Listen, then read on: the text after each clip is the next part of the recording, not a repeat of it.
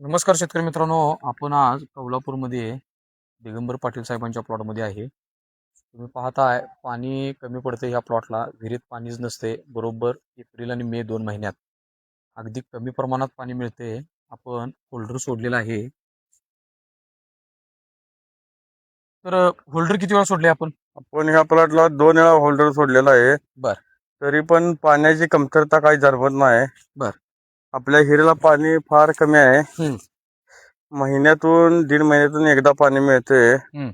तरी सुद्धा ह्या प्लॉटवर म्हणजे पानं हिरवीगार आहेत, म्हणजे पाणी कमी पडत नाही.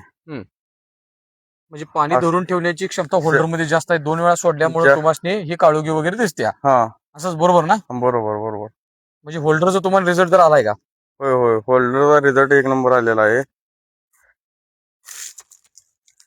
शेतकरी मित्रांनो, उन्हाळ्यात जर पाणी कमी पडत असेल तर आपण 5 लिटर होल्डर 200 लिटर ते 400 लिटर पाण्याद्वारे पाण्याद्वारे सोडायचं आहे. आता ह्या प्लॉटला पाणी चालूच आहे, तुम्ही पाहू शकताय. त्या पाण्याच्या माध्यमातून होल्डर आपण तिथं बॅरेलमधनं सोडलेला आहे. तर असं खूप छान पद्धतीनं पाण्याची साईज असू दे, काळोखी असू दे, पाणी धरून ठेवण्याची क्षमता जास्त असते होल्डॉनमुळे. तर तुम्ही समाधानी आहे ना? हो हो. थँक्यू, धन्यवाद.